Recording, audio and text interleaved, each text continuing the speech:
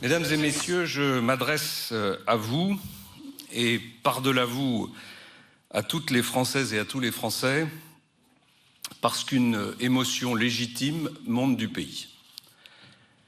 Je comprends les interrogations. Je comprends le besoin de me voir clarifier les choses. Et je vais le faire. Je vais le faire parce que je n'ai rien à cacher. Je vais le faire parce que je ne peux pas accepter les accusations infondées qui me prennent pour cible après 32 ans de vie politique, 32 ans sans aucun problème judiciaire, 32 ans d'éthique irréprochable. Je veux dire à tous mes compatriotes que pendant toutes ces années, j'ai œuvré pour mon pays sans jamais enfreindre la loi et sans jamais déroger aux valeurs qui sont les miennes. Aujourd'hui, candidat à l'élection présidentielle, je fais face à une attaque d'une violence inouïe, à ma connaissance, du jamais vu sous la Ve République. Autant le dire avec force et d'entrée de jeu, c'est le candidat de la présidentielle de la droite et du centre qui est visé aujourd'hui et j'assume toutes mes responsabilités. Tous les faits évoqués sont légaux et transparents. J'ai été entendu pendant 4 heures par la police, Pénélope pendant 5 heures. Nous leur avons tout dit, nous avons répondu à toutes leurs questions. La réalité des faits, la voici. Oui, j'ai employé mon épouse comme collaboratrice. Elle a ensuite été la collaboratrice de mon suppléant. Elle est encore redevenue ma collaboratrice par la suite. Elle a donc occupé ce poste pendant 15 ans. Et ceci pour un montant moyen de rémunération mensuelle de 3 677 € net. Salaire parfaitement justifié pour une personne diplômée de droit et de lettres. Alors on brandit un montant proche d'1 million d'euros, annoncé d'un seul tenant, pour faire sensation, en oubliant de préciser que la somme est en euros bruts. Est-ce qu'on a déjà vu une rémunération présentée comme un cumul sur 15 ans? N'importe quel montant brut présenté de la sorte peut devenir spectaculaire. Il n'y a que pour la famille Fillon qu'on se livre à ce genre d'exercice. De même, on qualifie cet emploi de fictif. Je vois et j'entends aujourd'hui tous les prétendus experts décréter ce que doit faire ou ce que ne doit pas faire un collaborateur parlementaire. Tous les élus savent bien que ce métier recouvre les tâches les plus diverses. Ils savent qu'il ne s'est jamais limité et qu'il ne peut pas s'arrêter à l'élaboration des lois dans des bureaux, à l'Assemblée nationale à Paris. Et surtout, ils savent que ce métier est fait de tout un tas d'actions modestes, souvent accomplies par le collaborateur parlementaire dans l'ombre, parfois seul, et qui peuvent paraître anodines à certains, mais qui sont indispensables à la démocratie locale. Pendant toutes ces années, mon épouse a pris en charge ces tâches simples mais essentielles. C'est elle, avec ma secrétaire Sylvie Fourmont, qui a géré le courrier qu'on m'adressait. C'est elle qui a tenu mon agenda. Pour les événements locaux, les inaugurations, les manifestations sportives et culturelles, les remises de décorations, c'est elle qui a travaillé sur mes interventions dans la Sarthe. Elle m'a représenté dans des manifestations culturelles locales. C'est encore elle qui a reçu et renvoyé vers les entreprises de la région les CV et les demandes d'emploi que les Sarthois m'adressaient. C'est toujours elle qui a traité les réclamations de ces derniers lorsqu'ils rencontraient des difficultés administratives. Et la liste de ce qu'elle a fait ne s'arrête pas là. Son salaire était parfaitement justifié parce que son travail était indispensable à mes activités d'élu. Ce travail, elle l'a poursuivi auprès de mon suppléant quand, après avoir été élu, je suis devenu ministre. C'est moi qui l'ai voulu. j'ai absolument voulu conserver le lien avec ma circonscription. Et c'est mon épouse qui a tenu ce rôle essentiel. Alors on dit, pas de badge d'entrée à l'Assemblée nationale égale pas de travail. C'est pourtant le cas d'un très grand nombre de collaborateurs qui travaillent en circonscription. J'ai lu, pas d'adresse mail personnelle égale pas de travail. C'est vraiment méconnaître la réalité du travail des collaborateurs. Je sais aussi qu'on a beaucoup commenté la phrase de mon épouse soulignant qu'elle n'avait jamais fait de politique.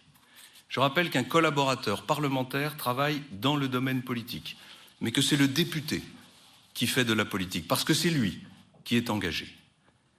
Ce n'est qu'aux dernières élections, par goût de la vie publique locale et non pas de la politique nationale, que Pénélope a décidé de devenir conseillère municipale de Solesmes. On s'appuie sur une ancienne interview, en anglais, là aussi sortie de son contexte, dans laquelle elle explique qu'elle n'a jamais été mon assistante. Oui, elle n'a jamais été ma subordonnée. Elle a toujours été, d'abord et avant tout, ma compagne de travail et ma collaboratrice. Pénélope n'a jamais revendiqué de rôle dans la lumière. Elle a exercé dans la discrétion, refusant de parler à ma place, comme l'ont fait certaines épouses d'hommes politiques. Et aujourd'hui, on retourne cette discrétion contre elle et contre moi. Eh bien moi, je vous le dis, sa façon de faire était digne. Alors ne tirons pas d'une interview tout en pudeur un jugement qui détruit 30 ans d'engagement à mes côtés. Les faits encore. J'ai employé mes enfants, Marie et Charles, qui ont travaillé pendant 15 mois, en 2005 et 2006 pour Marie, 6 mois en 2007 pour Charles, comme collaborateurs parlementaires, pour un salaire mensuel net de 3 000 € en moyenne pour chacun. Rien n'était dissimulé. Tous les contrats de travail dont je parle sont strictement légaux. Les sommes perçues ont été strictement déclarées aux impôts, les revenus en découlant strictement imposés, et les montants des rémunérations strictement respectueux du crédit alloué à chaque parlementaire. Ce crédit, je veux vous le rappeler, lui permet de travailler avec qui il est le plus à même de réunir à la fois les compétences et la confiance nécessaires. Oui, mesdames et messieurs, tout cela était légal. Mais suis-je pour autant quitte sur le plan moral? Cette question éthique est si élevée, si essentielle, qu'elle me place face à ma conscience, et en réalité face aux Français, et à eux seuls. Ça n'est pas au système médiatique de me juger, c'est aux Français de décider. Le premier courage en politique, c'est de reconnaître ses erreurs. Collaborer avec sa famille en politique, c'est une pratique désormais rejetée par les Français. Ce qui était acceptable hier, à défaut d'être accepté, ne l'est plus aujourd'hui. En travaillant avec ma femme et mes enfants, j'ai privilégié cette collaboration de confiance qui aujourd'hui suscite la défiance. C'était une erreur. Je le regrette profondément et je présente mes excuses aux Français.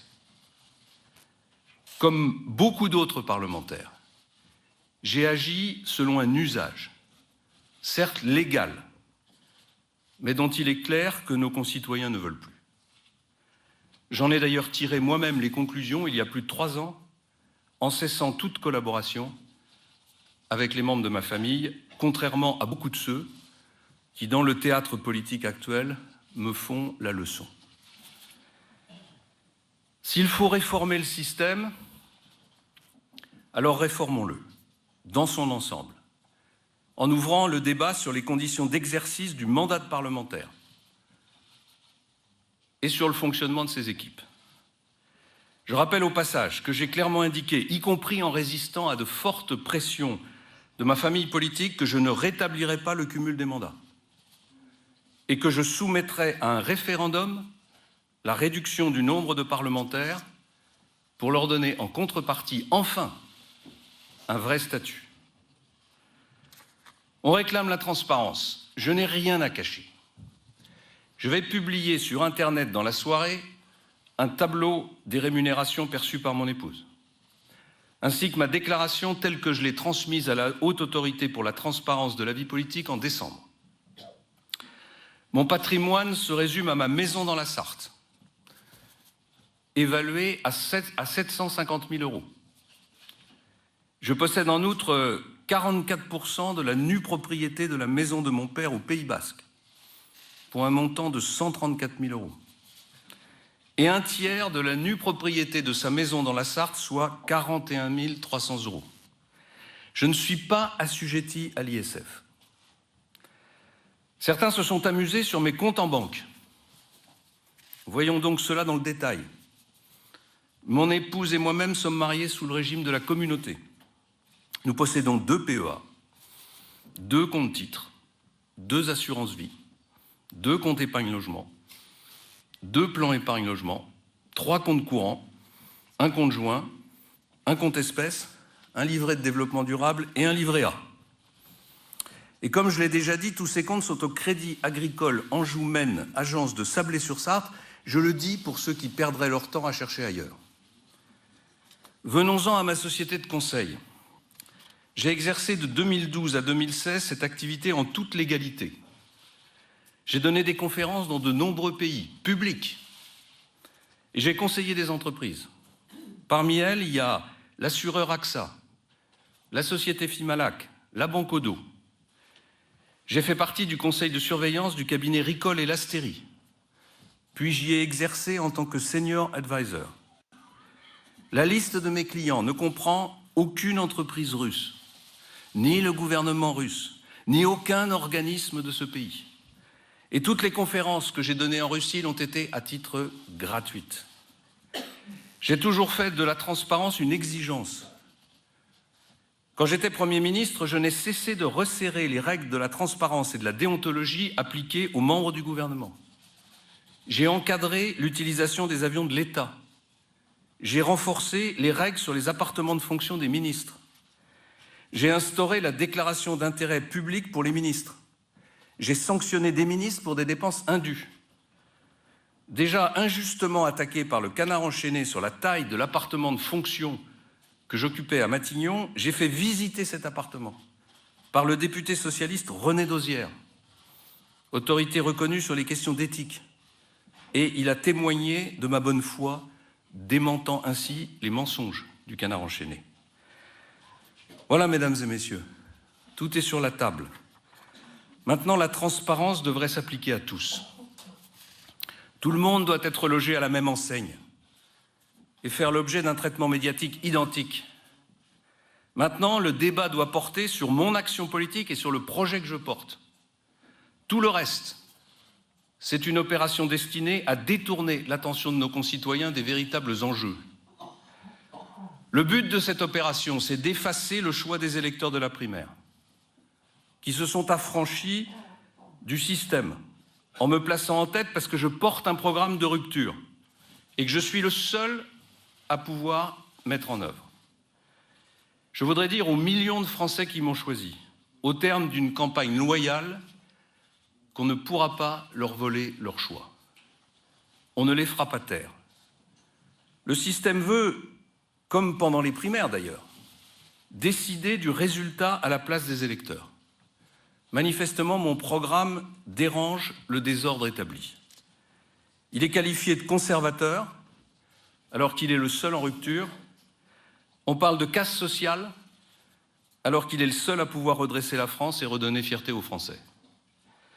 Le vrai danger, c'est de voir confier notre avenir aux dérives d'une extrême droite, portée par cette famille d'intouchables, du domaine de Montretout, ou à l'aventure d'une politique sans programme depuis des mois, composée d'un agrégat de personnalités fascinées par un gourou issu du système qu'il dénonce aujourd'hui. Ce que nous vivons actuellement, c'est la tentative désespérée d'organiser un face-à-face entre ces deux forces en présence.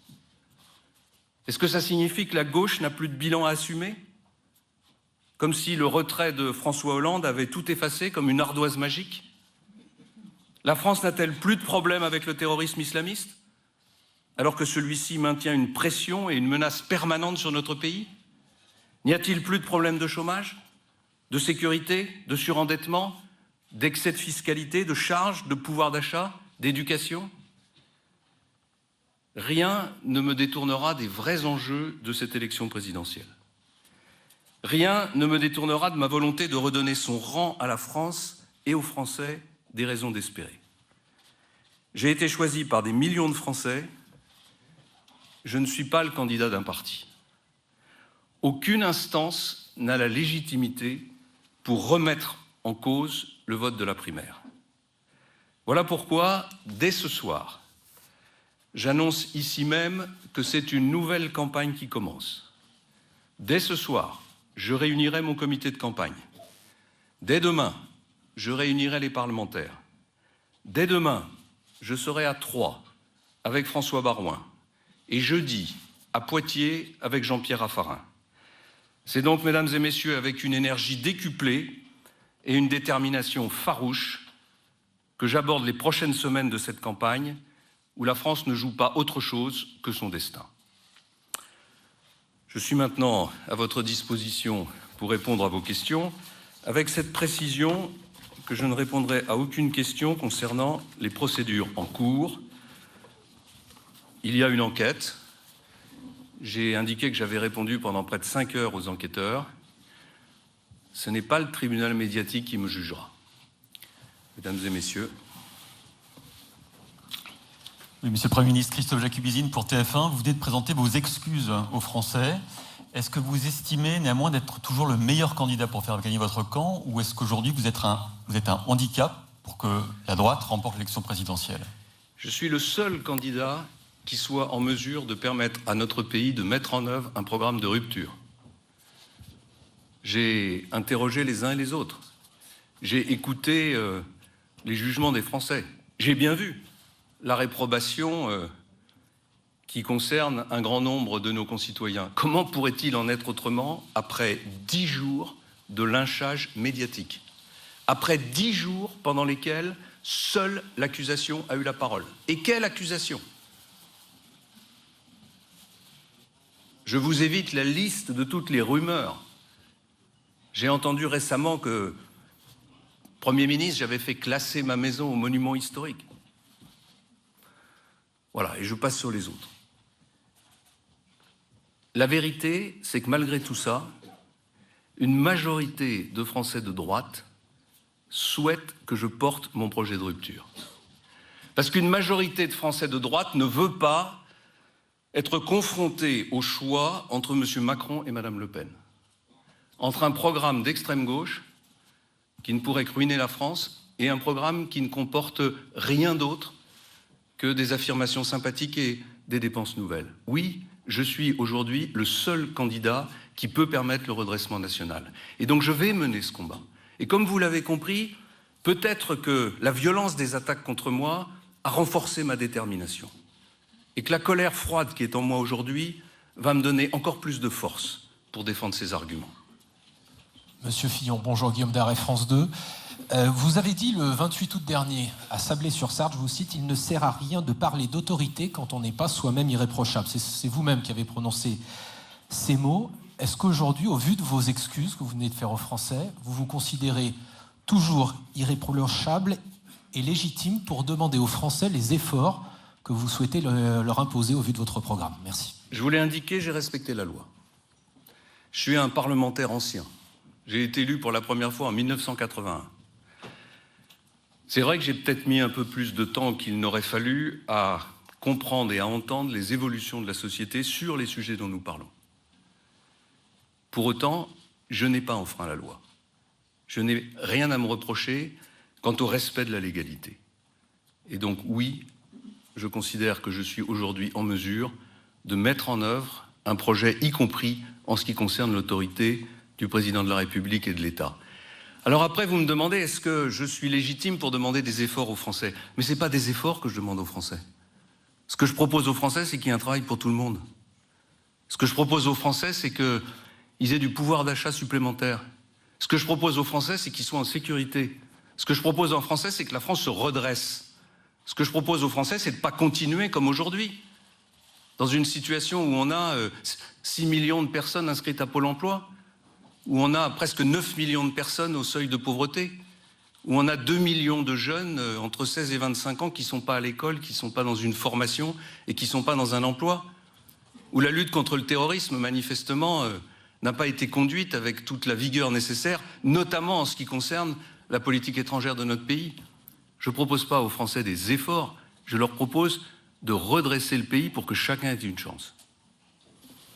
Monsieur Fillon, bonjour. Michel Urvois, Ouest France. Avez-vous la conviction ou plus la certitude qu'aucune décision de justice ne viendra contrarier votre stratégie?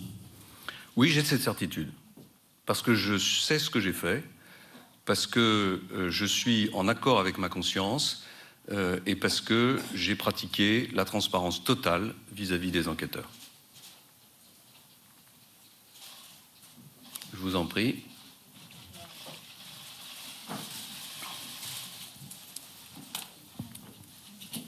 Bonjour, Elisabeth Martichoux, RTL.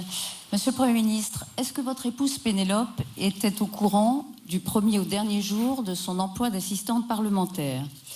Est-ce que lorsqu'elle écrit, est-ce que vous confirmez que lorsqu'elle dit en 2007 « Je n'ai jamais été l'assistante de mon mari », elle veut dire « Je n'ai jamais été », elle ne veut pas dire « Je n'ai jamais été l'assistante parlementaire de mon mari ». Enfin, avez-vous songé, Monsieur le Premier ministre, à rembourser ces sommes?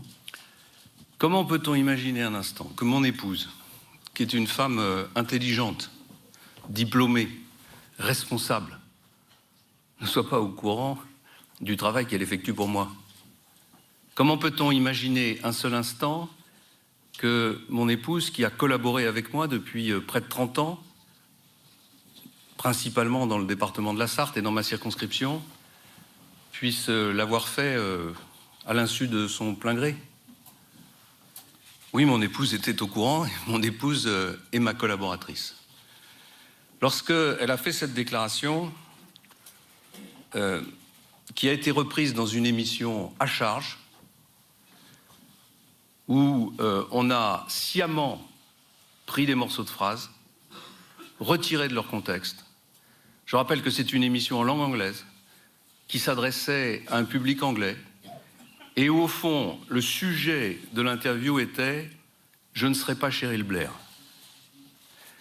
Je dois d'ailleurs vous indiquer que la journaliste qui a accompli cette interview s'est manifestée personnellement auprès de mon épouse pour lui dire à quel point elle était choquée par l'utilisation qui avait été faite des morceaux de cette interview. Pourquoi rembourserais-je des sommes qui correspondent au travail de ma femme? Je vous pose la question. J'ai dit tout à l'heure que je comprenais l'évolution de l'opinion sur ces questions, que je regrettais de ne pas l'avoir, au fond, compris plus tôt. J'ai dit tout à l'heure que je voulais participer à l'évolution du statut des parlementaires sans donner de leçons. Mais ma femme a travaillé. Et j'ai donné la preuve de ce travail. Elle a donné la preuve de ce travail. Et donc il n'y a, de ce point de vue pour moi, aucune question. Bonjour, Aurélie Herbemont, Europe 1. Vous avez dit la semaine dernière qu'il y avait un coup d'État institutionnel. Est-ce que vous maintenez ces accusations? Et est-ce que dans ce contexte, vous avez confiance dans la justice? Bon, on ne peut pas ne pas se poser de questions. Une campagne de presse d'une violence inouïe, orchestrée pile au moment où je suis désigné à la primaire de la droite et du centre, c'est-à-dire au moment même où, au fond, la droite ne peut pas avoir d'autres candidats crédibles.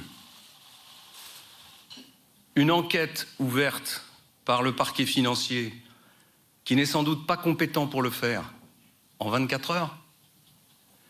Et pour finir, la violation du secret professionnel cet après-midi dans un grand quotidien du soir. Je rappelle que nous sommes dans une enquête préliminaire, ça veut dire que seuls les enquêteurs de la police et les membres du parquet national financier ont accès aux procès-verbaux, pas les avocats. Donc nous sommes bien en présence d'une violation du secret professionnel de la part de personnes chargées de l'enquête qui sont toutes nommées par le gouvernement. Voilà, ça fait beaucoup. Ça fait beaucoup. Et je pense qu'il y a beaucoup de Français aujourd'hui qui comprennent qu'il y a pour le moins un trouble dans le déroulement de ces événements. Bonjour Monsieur Fillon, Hélène Salvi de Mediapart. Vous avez déclaré aux 20h de TF1 le 26 janvier avoir embauché votre femme à l'Assemblée nationale à partir de 1997. C'était 2 jours après les premières révélations du Canard enchaîné. J'imagine que vous aviez déjà pu parler avec vos équipes à ce moment-là. Et vous avez également ajouté qu'avant, elle travaillait avec vous bénévolement, ce sont vos mots, depuis 1981, depuis votre premier mandat dans la Sarthe. Or, nous avons appris quelques jours plus tard qu'en fait, ces premiers contrats de travail remontaient en réalité à 1988. Ma question est assez simple. Est-ce que vous avez menti au JT de TF1 ? Et si oui, pourquoi ? Vous êtes de Mediapart, c'est ça ? Voilà. Moi, je n'ai jamais eu de redressement fiscal, je vous le dis au passage. S'agissant... Ben oui, il y a des choses parfois qui doivent être dites. S'agissant de la question que vous posez, je vais vous dire une chose. Jamais je n'aurais pu imaginer d'être accusé sur ce sujet. Je suis honnête. Et c'est la raison pour laquelle cette accusation m'est tombée dessus comme un coup de tonnerre. Oui, elle m'a mis un coup dans l'estomac. Oui, toute la semaine dernière, j'ai été déstabilisé par cette accusation. Justement parce que je ne pouvais pas un seul instant l'imaginer et m'y attendre. Et donc oui, mes réponses ont été imprécises. Il m'a fallu, madame, 5 jours pour obtenir toutes les fiches de paie de mes collaborateurs de l'Assemblée nationale quand manifestement certains organes de presse les ont déjà. 5 jours pour voir la réalité des choses. Voilà. Oui, mon épouse a travaillé pour moi depuis le début. Oui, elle a commencé à être rémunérée en 88. Vous voyez, dans ma réponse, je faisais confiance aux chiffres du Canard enchaîné. C'était les seuls dont je disposais. Depuis, j'ai refait, après 5 jours d'investigation, l'ensemble du parcours professionnel de mon époux. Je rappelle que ce sont des dates qui ont 20 ou plus de 20 ans. Et je publie cet après-midi sur mon site internet la totalité des contrats de ma femme avec les dates et avec les montants des rémunérations. Bonjour. Thierry Arnaud de BFM TV. Vous faisiez allusion aux publications par Le Monde d'extraits cet après-midi. Selon ces extraits publiés, votre fille a été employée essentiellement, c'est ce que vous auriez déclaré, à vous préparer à la rédaction d'un livre, et votre fils à faire campagne pour Nicolas Sarkozy. Est-ce que vous confirmez ces déclarations ? Est-ce que si c'est le cas, elles entrent dans le travail d'un assistant parlementaire dans ce cadre ? Alors on va parler du travail des assistants parlementaires. Ah pardon, vous n'aviez pas fini. J'avais une deuxième question, si vous permettez, concernant une autre affaire que vous n'avez pas mentionnée, qui a été citée ces derniers jours, qui concerne des reliquats de rémunération d'assistants parlementaires au Sénat, qui vous auraient été rétrocédés par des chèques à concurrence de plus de 20 000 euros. Est-ce que ça a été le cas ? Est-ce que si ça a été le cas, vous considérez que c'est légal ou que c'est indu ? Alors sur le deuxième sujet, sur celui que vous venez d'évoquer, ce sont les pratiques de la vie politique dont je vous parlais dans mon propos préliminaire, qui sont très anciennes, qui ne sont plus aujourd'hui acceptées des Français, je m'en rends compte. Est-ce que je suis à l'origine de ces pratiques ? Non. Est-ce que je suis poursuivi aujourd'hui pour ces pratiques ? Non. Est-ce qu'elles doivent cesser ? Oui. Et c'est ce qui me motive à proposer à nos concitoyens la mise en place d'un vrai statut renouvelé de l'élu totalement transparent. Maintenant, je vous réponds sur mes enfants. Mon fils n'a jamais participé à la campagne présidentielle. J'ai indiqué aux enquêteurs qu'il avait constitué des bases documentaires pour me permettre de préparer le projet politique qui a été le nôtre et pour me préparer à être pendant 5 ans Premier ministre, notamment sur les questions institutionnelles.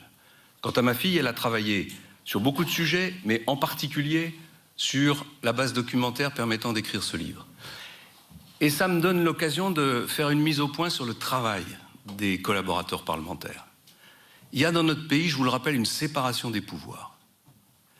Personne n'a le droit, je dis bien personne n'a le droit de juger du contenu du travail des attachés parlementaires. Personne, sauf le député. Le député est seul maître de son recrutement, du niveau de salaire dans la limite de l'enveloppe de la destinée à payer les collaborateurs parlementaires. Il est le seul maître du contenu du travail. Il est le seul maître du lieu de travail et des horaires. Et en raison de la séparation des pouvoirs, personne n'a le droit de contrôler ce travail. La justice a le droit de contrôler qu'il y a un contrat de travail, elle a le droit de contrôler qu'il y a un travail effectif, elle n'a pas le droit de porter de jugement sur le contenu de ce travail. Et donc oui, ma fille avait tout à fait la possibilité de travailler à une base documentaire qui m'a permis d'écrire un livre qui est un livre politique, qui est un livre qui d'ailleurs pose des questions institutionnelles. Certaines avaient fait même du bruit à l'époque puisque j'avais proposé la suppression du Premier ministre et j'étais parfaitement dans mon rôle et elle dans le sien. Julien Arnaud, LCI. Vous avez dit tout à l'heure c'est une nouvelle campagne qui commence. Est-ce que du coup, après vos propos, vous vous dites je vais réussir à resserrer, à resolidariser mon camp, les Républicains, et face à tous ceux qui auraient peut-être une petite voix dissonante, on entend beaucoup de plans B, de pétitions qui sont lancées, quelles sanctions, quelles conséquences? Plan B, on a vu qu'il n'y en avait pas. Je crois qu'un de mes amis a utilisé une belle formule. Plan B, c'est plan Bérésina. Ceux qui ont réclamé que je me retire de cette compétition sont peu nombreux, en tout cas pas majoritaires. Beaucoup d'entre eux étaient des hommes et des femmes qui ne m'avaient pas choisi à la primaire et qui peut-être n'ont pas totalement accepté le résultat de cette primaire. Mais c'est pas ça qui compte. Ce qui compte, c'est les messages de soutien que j'ai reçus. Ce qui compte, c'est la solidité de l'électorat de droite. Et ce qui compte, c'est les hommes et les femmes qui seront autour de moi dans 1 heure pour présider le premier comité stratégique de ma campagne. Vous aurez la liste de ceux qui seront présents autour de cette table. Il y aura toutes les personnalités qui comptent dans ma famille politique. Monsieur le Premier ministre, Nathalie Saint-Cric, France 2, vous aviez demandé 15 jours, il y a quelques jours. Si vous chutez dans les sondages, au risque de faire perdre votre famille politique et de ne pas être présent au 2e tour, est-ce que vous pourriez revenir sur votre décision d'aujourd'hui? Vous savez ce que je pense des sondages. Tout le monde dit ça. Oui, mais moi je le dis avec une expérience qui est assez forte, n'est-ce pas? Puisque je vous rappelle quand même que pendant 2 ans, vous m'avez expliqué que je n'avais aucune chance de gagner la primaire. Aucune. Sondage à l'appui. Donc ce ne sont pas les sondages qui me feront changer d'avis en quoi que ce soit dans la décision que je viens de prendre. Non, madame, rien ne pourra me faire changer d'avis. Je suis candidat à l'élection présidentielle et je suis candidat pour la gagner.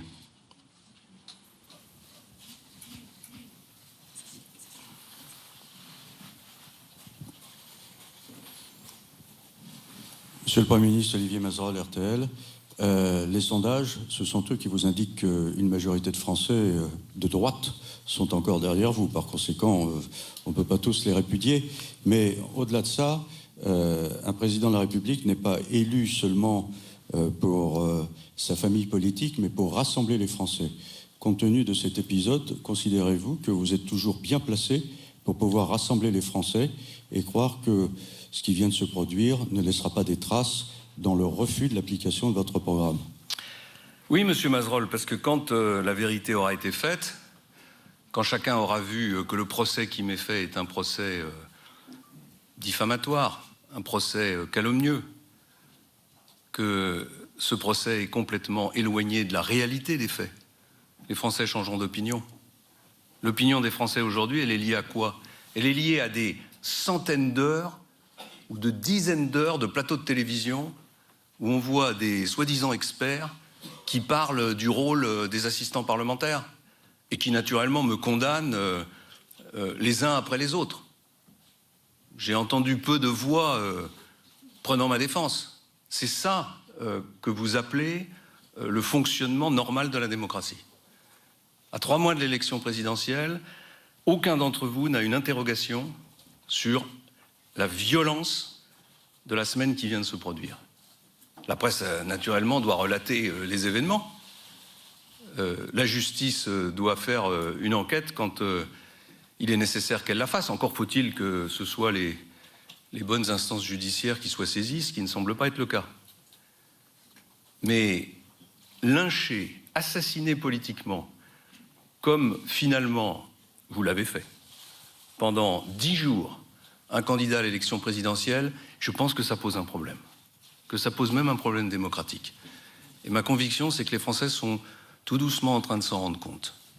Et que vous en avez un peu trop fait, et qu'aujourd'hui, beaucoup de Français considèrent, à cause de la violence de ces attaques, à cause du manque d'équilibre dans les jugements qui ont été portés, que finalement, il faut soutenir le candidat qui porte le programme de rupture et qui est le seul à pouvoir porter les valeurs de la droite. Oui, Monsieur Fillon, bonjour.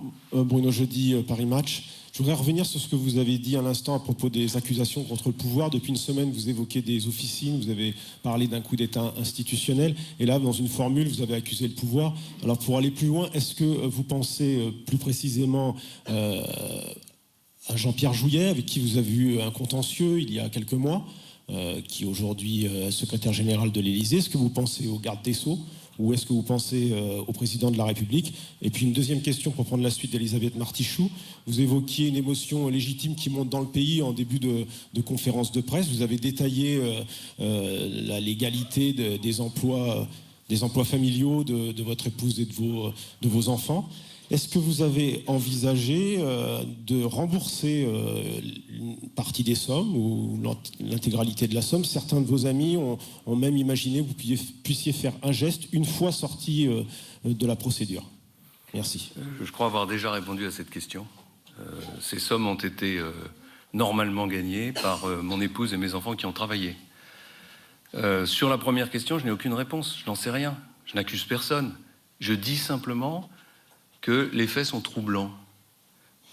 Pourquoi monter maintenant cette opération contre moi? Pourquoi il n'y a pas 3 mois, 4 mois, 6 mois? Ne me dites pas que ces informations sont apparues soudainement.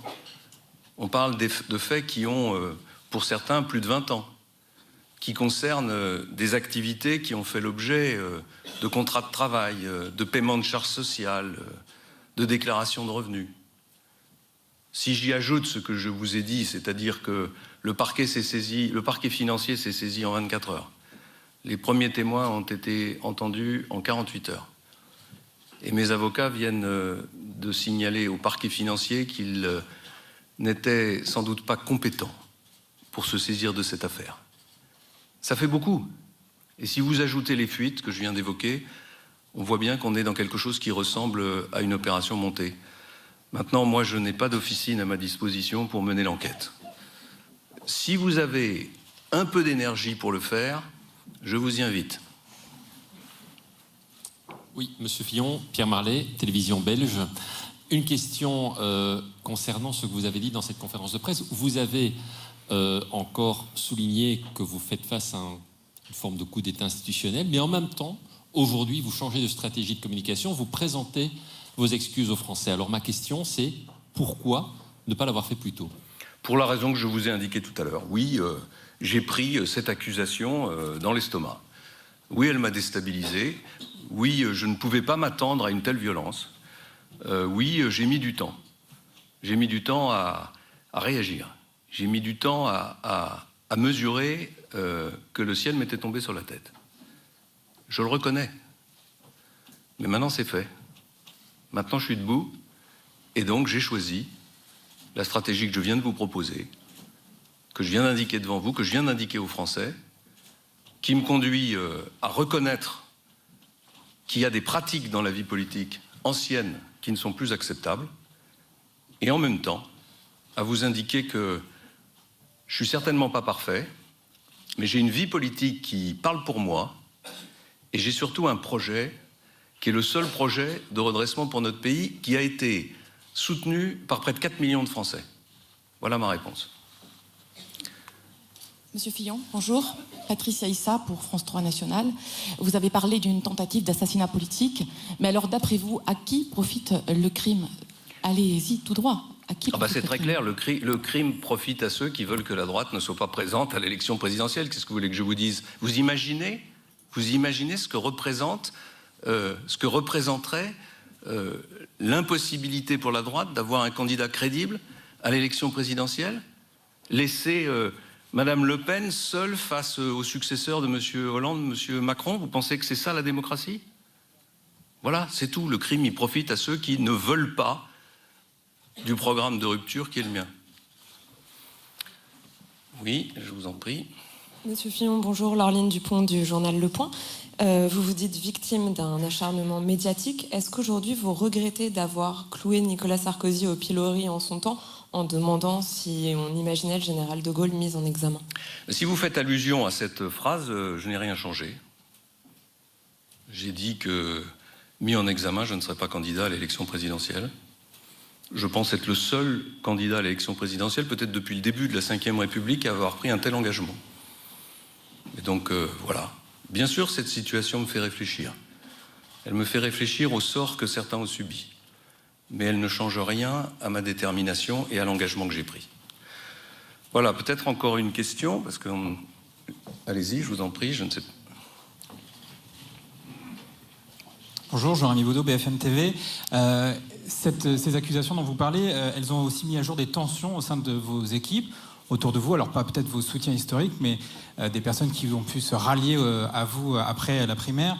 Comment est-ce que vous comptez rassembler vos équipes, les parlementaires et au-delà, tous les Français, la droite? C'est la raison pour laquelle ça va être la dernière question, parce que je vais maintenant aller de ce pas, diriger une réunion dans laquelle toutes les personnalités que vous évoquez seront présentes. Comment dans les coulisses ici, certains ont l'air de jouer un peu contre vous, quoi. Oui, bien sûr, peut-être. C'est la vie politique, c'est son lot. C'est d'ailleurs pas tout à fait ma façon d'agir, comme vous le savez, mais c'est pas grave.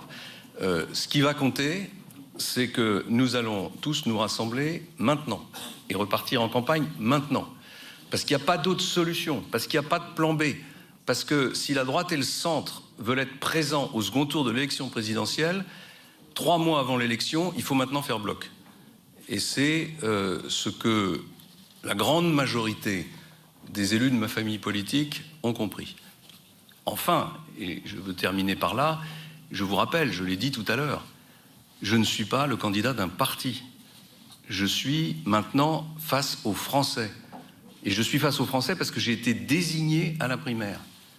Et donc, je vais repartir sur les routes de France, tous les jours, en métropole et en outre-mer, puisque je serai ce week-end à La Réunion, et je vais faire campagne, et je suis convaincu que toutes ces forces qui sont avec moi vont se rassembler parce que, au fond d'elles-mêmes, et malgré les ambitions des uns et des autres, elles ont envie que la France se redresse.